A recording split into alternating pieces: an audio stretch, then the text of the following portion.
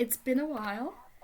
I'm Elise. I play silly little teams, and last week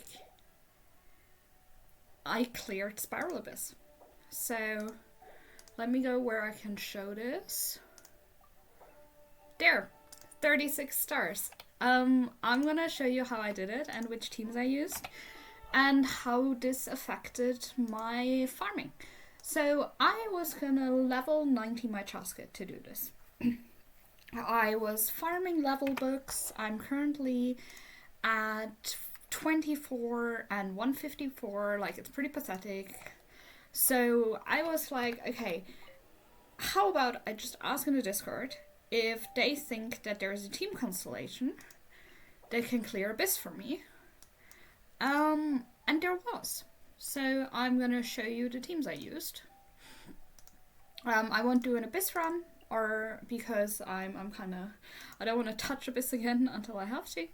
But essentially what I did is I used a Nefa Furina, and then I put Yaimiko's artifacts on my level 70 Fischl, and I moved around some bows, so I put a stringless on Fischl. And then I used Mizuki.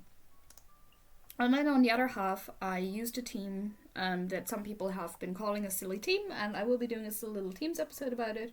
So essentially, I have this burn melt core that is Bennett, Sidlali, Emily. I just use them to push whatever DPS I have to do big reaction damage.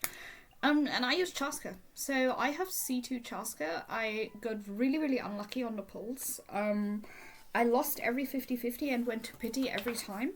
So getting C1 Chaska took more pulls than my entire Sumeru Chronic, not Sumeru, Inazuma Chronicle pulls. It was pathetic. But I managed to clear the Abyss, and actually the Chaska team also managed to clear one chamber of Stygian Onslaught. So just to look, my Mizuki has 1000 EM. It's the same build I've always had. My NF is still the same.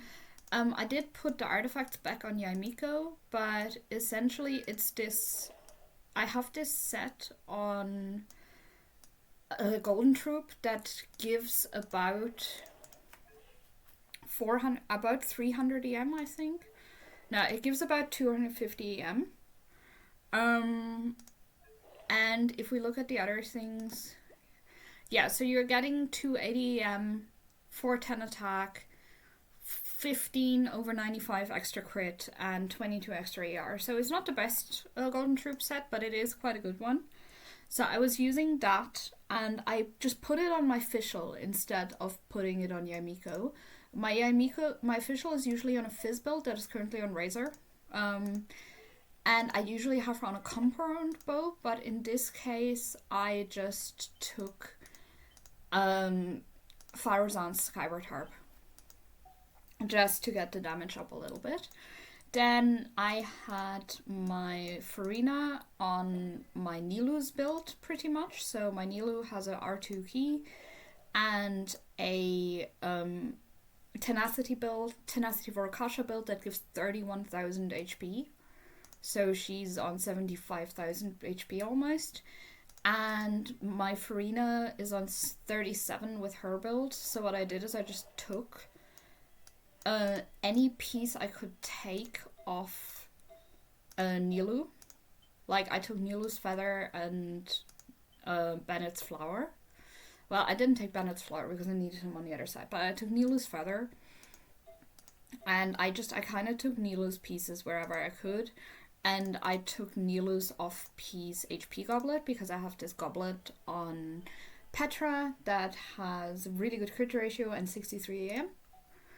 And then the other thing I did is I put Inefa on Gilded. So I had her on Thundering Fury first, and I will be switching her back to Thundering Fury with time.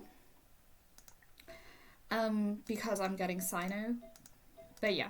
Speaking of Sino, this brings me to Lunar 1. So I'm somebody, I do look at leaks. I don't discuss them on stream or in videos, but I do look at them to kind of get a bit of guidance for how I'm going to plan my pulls, how I'm going to plan my builds. The main reason I do this is because you can get about 50 heroes with a day, and you can get about 200 Mystic Enhancement Ores, 280 Mystic Enhancement Ores a week. So you're getting about, if we're rounding, you're getting 250 Enhancement Ores and 250 XP books per week, which isn't a lot. So you have to be really careful about which characters you build when, based on which new characters you might be getting.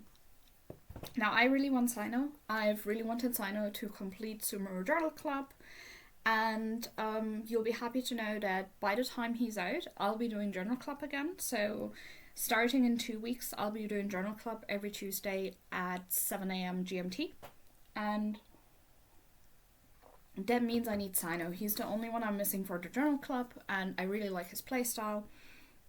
And based on what people were predicting, I was expecting Sino to be on the second half. So the first half to be Lauma and Flint's, and with Aino as a rate up 4-star, and the second half to be Sino and to be Sumeru Chronicled, Nahida, and Yelan. Now, I do have Nahida, but I'm not going to be building her for Lauma most likely. I'm going to be pulling for C1 Llama, but I might be building Kirara for the team. I still have to decide. I do need to pick a second Dendro character for the team, but that will be a separate video trying to figure out who is going to be the second Dendro character on that team, because it'll be a flex. And then, because Aino is on the second half, I'm probably gonna only end up with C0 Aino instead of C6, like what if I would be pulling for her for Lauma, which is bad because I want as many Aino clones as possible. She's one of my favorite design characters. The good thing is the free constellation pick. So I know people find it really frustrating, especially with the level 100 cap. I personally don't really mind it. I think it's a good thing to kind of push something for the Giga Whales while also making something useful, because, okay, if you're playing for meta is useless because none of the characters that are getting the free cons are really meta relevant. But if you really like a character, getting their C1 for free is a nice little anniversary gift. So what I'm going to be doing is I'm going to be picking C1 Nilu to get this 65% damage boost and the higher duration of the skill. And then, because you get this 4 times, like you can get the Stella 4 times for characters, I will be getting C1 Baiju, which is the additional charge on his skill. I will be getting C1 Shenhe, which is the additional charge on her skill. And most importantly, I'll be getting C2 Ito, because his C1 actually causes some energy issues because it I'm sorry. So his C1 extends his durations, his stacks, and messes up his rotations a little bit, and it causes some energy issues. Whereas his C2 gives him energy, and decreases his cooldown, and you get up to 18 energy, so it's really, really good. So those are the characters I'll be picking constellations for. I was also considering Yaimiko and Ayaka, but with Yaimiko, that's ER. I was looking at Ayato and Zhao, but I'm not really interested in those. And then with Ayaka, I have to see where she is. Here, the cooldown decrease, I have more ER issues on Ito than on Ayaka. So I put Ayaka on the list. So I put Ito on the list. Additionally, I do have a pulling plan list. And that one had Nefer on the maybes. But I really don't like her design. Not because she's like badly designed, but because I'm just very allergic to cats. very, very allergic to cats. But yeah, so yeah, characters I want constellations of. Lauma, Inefa, Jilin, and Baiju, Nilo, and Seatween. So Baiju and Nilo, I'll be getting the constellations of, which means I have to pull for them less. And then I'll be getting Baiju, Ito, and Shenhe over time. It'll be really nice to have the extra charge on Shenhe because I was kind of struggling with her build. Other characters I would really like constellations for are Clorant, and I would like to R5 three of my weapons: Sunny Morning Sleep-In, Key of Kashni Suit, and Silver Shower Heartstrings.